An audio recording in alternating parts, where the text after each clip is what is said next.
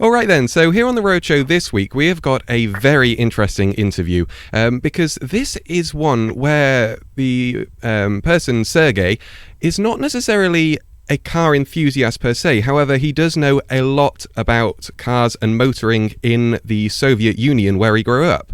So, hello, Sergei. Hello, how's it going? I'm very well, thank you. How about yourself?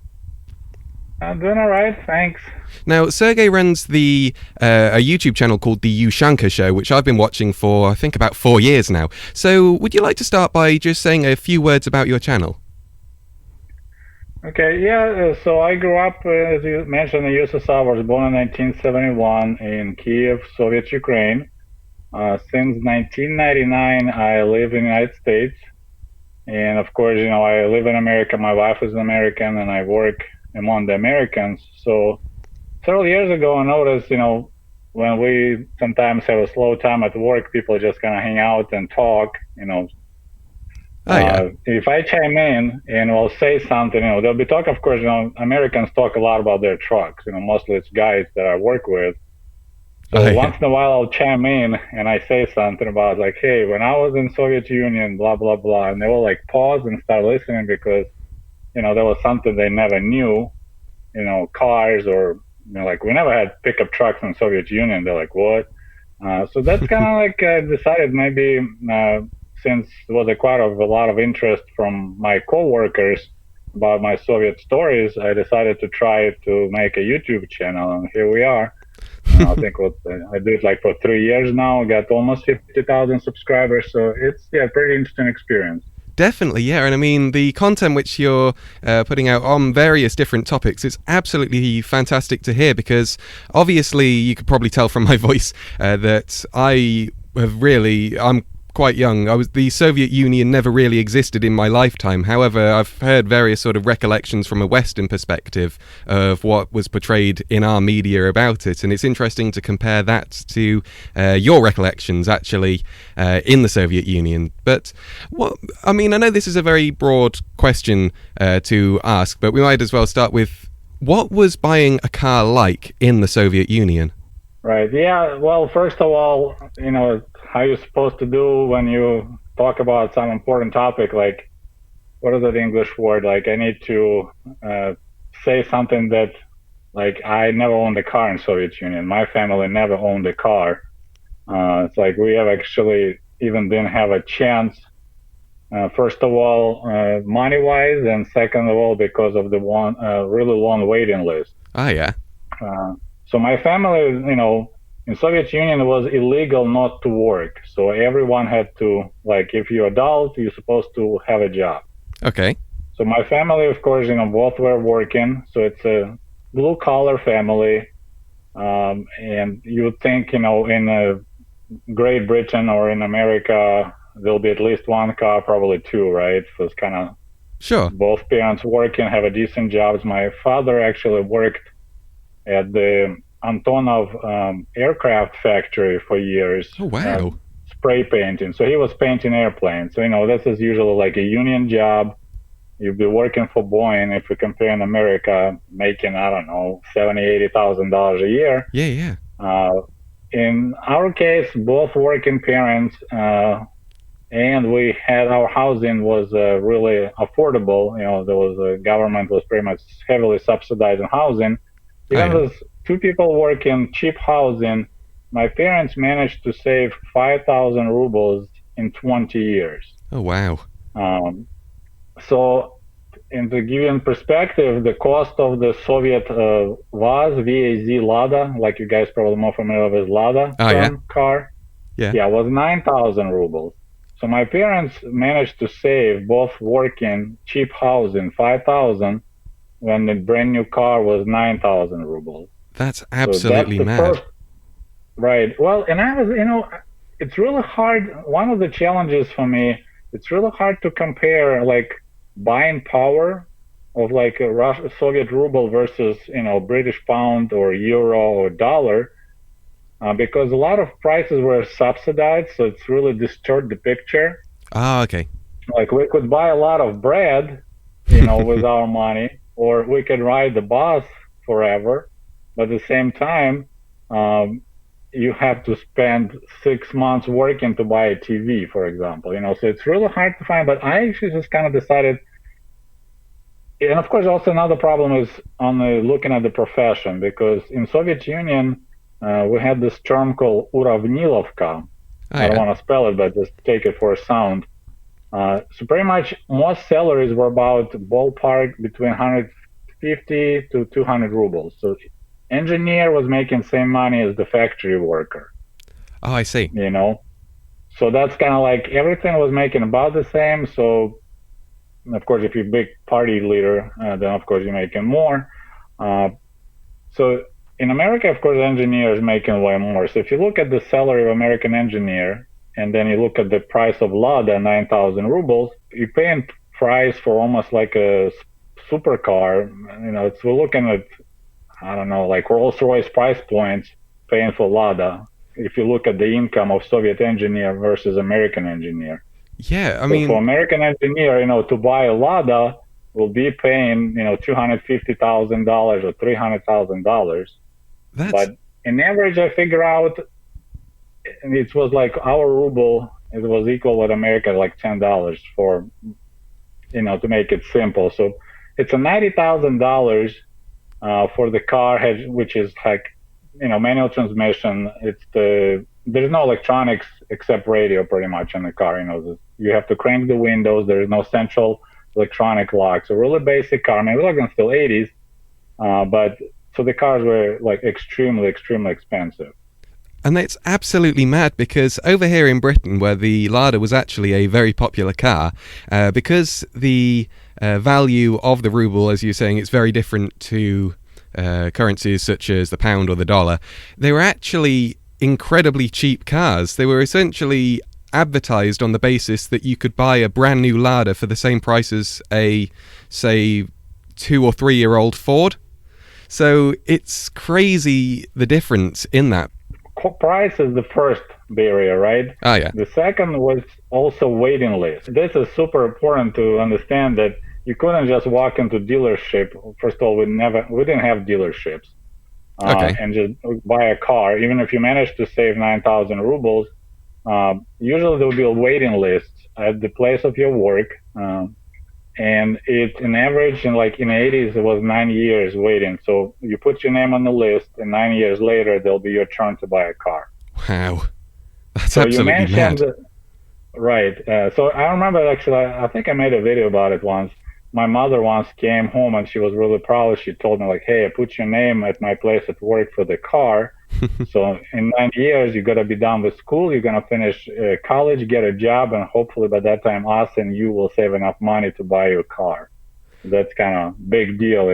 Yeah, that's... So this is pretty wild. So you said, in England, or let's say Britain, new Lada was cheaper than used Ford. That's in right. Soviet Union, used Lada was more money than new Lada, because you could buy, if you want to buy a new car, you have to wait for 9 years. If somebody sells used car, you don't have to wait. So people were paying a premium to buy a used car, maybe a couple of years old, if person passed away or something. So you pay more money for used Lada because you don't have to wait 9 years. Yeah, so to skip the waiting list. That's I can see that. I can see the logic in that. And actually, even to this day, with some, I think there was quite a waiting list on one of the Tesla models a little while ago, and people were doing exactly that. So some things never change, yeah. Right. Another question that I've thought is, what cars could the Soviet citizens who could afford to buy a car, what kind of cars could they purchase? So if you look at the cars that were available, we started talking about Lada. That's pretty much was everyone's dream. It was the most advanced technology. They purchased the whole factory from Fiat in early 70s. And I think Fiat was changing the model, so they sold the old equipment to Soviet Union to manufacture Fiat 124, I believe. Yeah, that's right. That's what Lada is. Oh, yeah. And so that was the most advanced car available, and that's 9 years wait, 9,000 rubles. And somewhere I read that they decided to buy equipment and make that car and charge so much money, first of all, because there was demand, right? We didn't make enough cars for people. And secondly, they had a problem in Soviet financial system. Since we didn't produce enough consumer goods, people had excessive funds on the bank accounts. Not all of them, of course, but they see there's only one bank in Soviet Union, so they see how much money on deposit, and that was kind of like a big concern that we need somehow to remove money, excessive money from the people. So if we make a car and charge, people still will pay, and that way we can kind of like make the cash move around again. Oh, I get you. So, and there is actually quite a few people trying to find out what was the actual cost of manufacturing Lada, and they're thinking it's between 2,000 to 3,000 rubles. So for the government to make a car, 2,000 to 3,000 rubles, and then they sell it for 9. I mean, can you imagine? So they're selling it Ford or Honda making, if they make a car for $20,000 and sell it for $90,000. I mean, this is the business you want to be in, right? Definitely, yeah. So this is kind of like, this is what happens when you have an absolute monopoly and, people desperate to get their hands on the vehicle. So Lada was pretty much that everyone wanted. It was, despite the price was so high, still people wanted to buy or were willing to wait. Then step down will be, you probably guys, you had that car too, right? Also Moskvich, AZLK. Yeah. But you probably had a different name for it. No. It was called the Moskvich here. Yeah. Really? So they didn't change the name. They sold it from sort of the mid '60s to the mid '70s, and then when the Lada sort of came on the scene, a lot of people just sort of changed over from there, so they took it off the market. But yeah, we had the Moskvich. Okay, so Moskvich translates like a man from Moscow.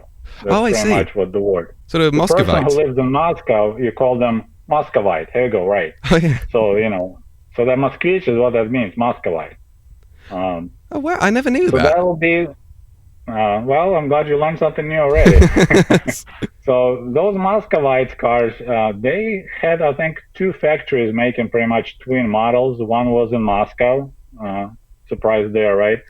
And another one was in Siberia in a town called Izhevsk, and they were called Izh, I-Z-H. There was no name, just Izh, but they were just exactly the same looking cars. It was people who really in cars, they probably will find some kind of difference in lights, maybe it was something else different, but if you look at 2 of them next to each other, they look exactly the same.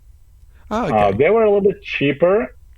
I believe around like 7,500 rubles, something like that, 7,000 rubles, and the waiting list was shorter because it wasn't as hot item as the Lada. We're talking about 80s, right? Sure. Because I was born in 71, so kind of like I was somewhat interested in cars in the 80s and early 90s. That makes sense, and these are the cars that you remember from that time, yeah? Right. Then step down from there, it's really not a step down, it'll be like a drop down, was a Ukrainian manufactured ZAZ Zaporozhets. And those, I believe it's like 968 models. I don't think, they actually made, I believe, export versions, but I'm not sure if it made to Britain. That's a rear engine, rear wheel car with the air cooling. Oh, okay. I don't think that one did. We had cars that were very similar to that, but I don't think I may well have to actually check that and add it to the show afterwards, and I'll contact you about that. But I don't think that one entered the British market, sadly.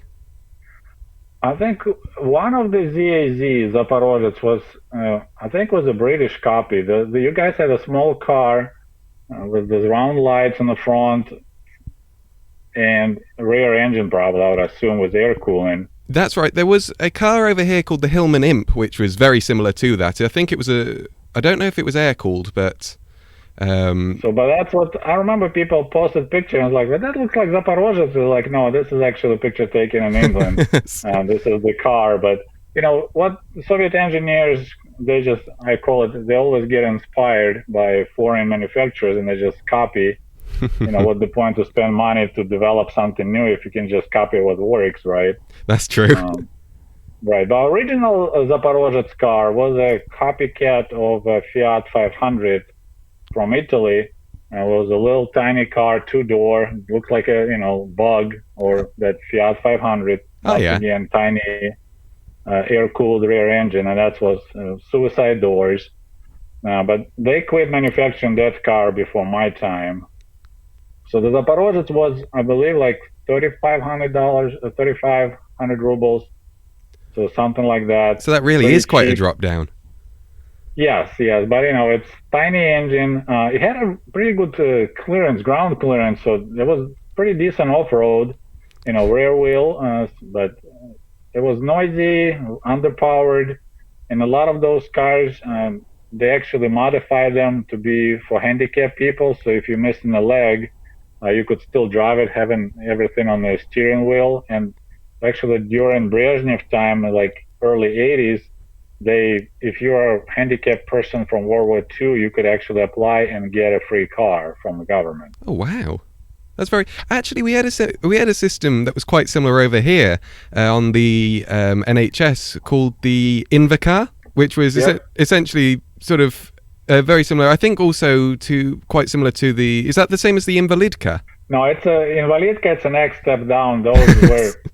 Those were made exactly just for the handicapped people, because Invalidka, invalid, that's the word for the handicapped person. So Invalidka just got a nickname because it was strictly designed for the handicapped people, period. It was all the controls were on the steering wheel, and it's by classification, it was like a four-wheeler, not actually a car. You could drive it as motorcycle license. You didn't need to have a car license. Oh, okay. Because weight-wise and everything, engine-wise, wasn't classified as the vehicle. It was a motorcycle, four-wheel motorcycle kind of. Oh, I get you. So that must have been the one, because, as I said, we had a car called the Invacar, which I don't quite know which one inspired which. So maybe it was that you were saying that the Soviet engineers often copied Western stuff. Maybe this is one time where we copied you guys. Possible, but I doubt. So obviously you've explained the situation about how hard it was for people to get a car, both in on the basis of both time and also money. So just out of interest, did you actually know anyone when you were growing up who owned a car? I did, but like kind of interesting circumstances. So there was a guy in our village, well, my grandparents' village. So every summer I'll go for the summer break from school to the village in northern Ukraine, Chernihiv region. And our neighbor was a World War II veteran who he got his leg messed up pretty bad. So he got a car for free, the ZAZ Zaporozhets. Oh, okay. And he was we had about 1,000 people in that village, pretty small village, maybe 1,000, maybe 1,200, maybe 3 people owned cars in that village. So he was one of them. And the reason he got it is because he was handicapped person. Oh, okay. Then out of my friends from school, no one had a car. I think one of my father's friends had a car. Well, that's another one I didn't mention, but there was also Vazats and Niva. You guys familiar with Nivas, right? That was the... sorry, I got overexcited then. That was the 4x4 one, wasn't it? Right. And that's kind of interesting that a lot of people really dig that car. They're thinking like, oh, this is the pioneer of small four-wheelers, and Suzuki got inspired, I think, to design their four-wheeler based on the Niva. But that car was not that popular in the Soviet Union. No. It was very expensive. It was tiny, two-door. Well, if you count the back hatch, the 3-door. Oh yeah. Really cramped. Poor on gas. And people who had money, that's the people who live out of the cities. So if you live in a city, you don't really need Niva. What's the point to have four-wheel drive, all-wheel drive, all that capacity to be off-road if you live in a city? And most people in the villages, they didn't have money. Oh, okay. So our villagers were quite poor. So there's one guy, there's another car we need to mention, but one time we needed a ride from the village back to Kiev, and that's 250 kilometers. We usually use the bus, but my grandmother, she had a stroke, so we needed a car. So my dad, it's like favor for favor. I'll help you to repaint your car if you give us a ride. So he came and picked us up in the village, drove us back to Kiev, and that was the only time I was inside of Niva. And I remember a guy talking that his wife really wanted to buy a Volga. That's another car we need to talk about it. So there's above Vaz, above Zhiguli, a Lada car. Price point and size is like a full size car, but they had to wait again to buy it in a waiting list. But Nivas were available right away, and I think they were more money than 9,000, maybe 11,000. Okay. But he bought it because he didn't want to wait. Oh, I see. Good if you could afford it then. Right. He could afford it, and he didn't want to wait. And they said his wife wasn't happy because it was so tiny. But one time, I think they went mushroom picking or something like that. So they went off country and they had to drive across the plowed field. And he's like, "Oh, no problem, we can do it." And they plowed right through that field. And she was like, "Wow, there's no way we can do it in Volga." He's like, "Yeah."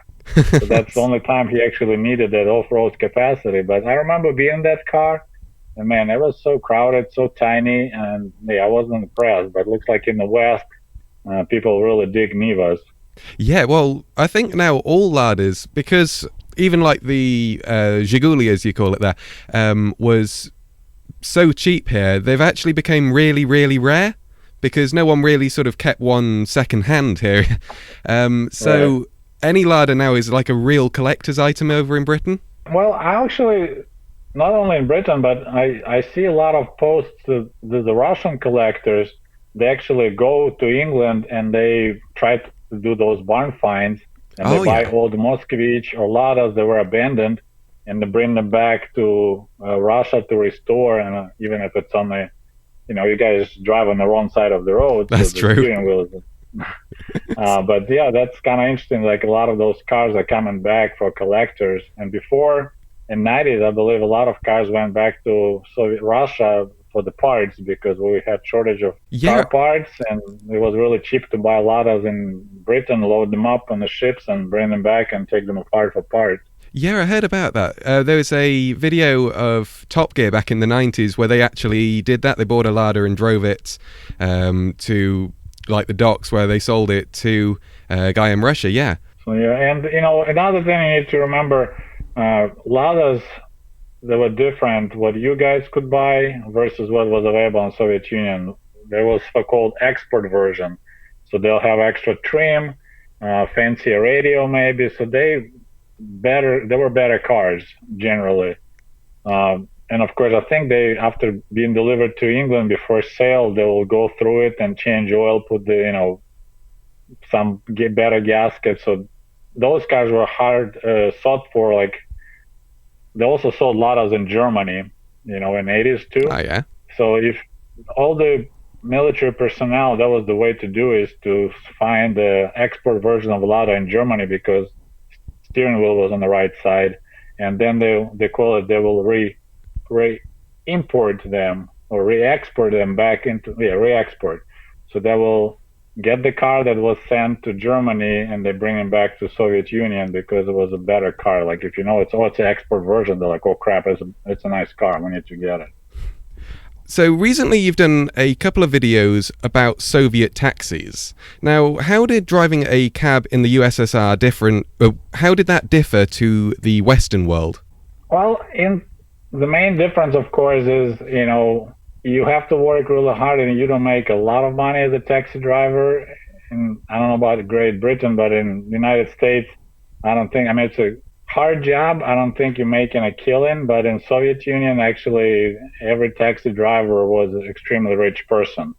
Oh, yeah. So, that's the main difference. Like, it was quite expensive. Like, we used to taxi usually twice a year. It's when we go to the village, we had a lot of bags. We had to bring luggage with us because we go for a whole month, stay with my grandparents, and then we have to bring them some goods. Food stuffs, and then we'll be bringing some food back. So there'll be some items that are not available in the village. So they will want them us to bring some, and then on the way back we'll bring some like pork and eggs and chicken, whatever we could get. Oh, I see. But to get from our apartment to the bus station, it was too challenging to use the public transportation with such a heavy bags because you have to walk, 15 minutes just to the bus stop and then ride the bus for half an hour. Ah, So okay. we'll take a taxi to the bus station, and then when we arrive back, we take a taxi again from bus station. Uh, and that's only 2 times a year where we use taxi. Otherwise, for the average worker, it was way too expensive. Your bus ticket is 5 kopecks, like 5 pence, Oh, and okay. then to ride a taxi at least a ruble, Oh, So wow. we didn't use a lot, and of course, I explained quite in detail in those videos how they make extra money. But if you say average salary was 150 rubles a month, Yeah. if a taxi driver has a good day, he can make extra 50 rubles. Oh, So wow. in 3 days, you can make monthly salary just because you do little tricks. You push for tips, you mess around with your meter, you charge extra and stuff like that. So there's a lot of you resell vodka late at night, or deliver girls. So they could make a lot of money on the side. Like main income, they could probably just donate it just for the right to be a taxi driver because main money were made on cash from all those extra activities that they could pull out. That is absolutely amazing. Really, those sort of bits on the side are just because they were able to get a car. Right, and this is the whole Soviet Union situation because salaries were pretty close across the board. As I mentioned, Uravnilovka. So it was all about access to goods or services. So a lot of people, like, I don't care what you pay, because it's probably the same like everywhere else. What stuff do I have access to? Do I have access to meat? Do I have access to gasoline? Or do I have a car that I can use on the side? So, like butcher would be a good profession to do in Soviet Union. Taxi driver, any retail, any like consumer goods warehouses, and another profession that was a really good money making was waiting tables, waitresses. Oh, yeah. For example, if you engineer, there's really nothing you can steal or do some extra income on the side. So we had a lot of jokes about starving engineers. That was one of the popular jokes, like, oh, that starving engineer on the way home meets the taxi driver, or something like that. And finally, and I know this isn't about cars, but I would still like to talk about your book, American Diaries 1995. Now, whilst the name does kind of give the topic of it away, would you mind just saying a few words about it and where listeners could buy it? Sure. So, as I said, I grew up in Soviet Union, and if you remember 1991 when the Soviet Union collapsed, and then I found myself in independent state of Ukraine, but a lot of positive things happened along, like borders opened up, and I was lucky enough to learn English good enough, so I participated in an exchange program to go and work in American summer camps. So in 1995, I arrived for the very first time to America, and that's how I found myself in Michigan, and I worked in a summer camp for inner city kids from Chicago. And actually, in that camp, we had quite a few people from Britain, Scotland, England, like Mark from London. There's quite a few guys that came in the summer also to work. Wow. And from my early days, I'm kind of like a nerd guy, so I kept diaries. So for me, this was like really important event, coming to America. So I kept quite detailed diaries, just recording my impressions of being in America. And those diaries were just collecting dust for years. And several years ago, I just kind of found them. And I actually also have a Russian language YouTube channel. And I asked my viewers, which I started before the Ushanka Show. So I asked my viewers, like, hey guys, I just discovered, my old diaries. Would be interested to listen to my, experience of coming to America. So I started reading my diary, just like reading it, Oh, yeah. And they're like, dude, you have a book on your hand. Like, why are you wasting your time? You can just write a book based on your diaries. And of course, it's hard to remember things that happened 25 years ago, yeah, right? 25 years ago, yeah. 1995. But because I kept diaries in quite detail, and I have a pretty good memory, but diaries help a lot. You're just like, oh, yeah, I remember that. You start reading it. So I wrote the book in Russian. Oh, okay. And then I got brave and I translated it into English. So it's available on Amazon. So if anybody interested, it's American Diaries, 1995 by Sergei Sputnikoff. It has an ebook version or paper. If some people still read paper, I do paper. I don't like ebooks. I guess I'm an old timer. No, I'm just the same. Right. It's based on real events. It's pretty much just retelling my story about coming to America, and I kind of added stories when I see something unusual. I compare how it was in Soviet Union. So it kind of goes back and forth. Memories, like even to my grandfather when he was a prisoner of war in Germany during the World War II. So it's kind of, mix of comparisons, different lifestyles, different experiences, stuff like that. Sure, it sounds absolutely amazing. So there we are, listeners.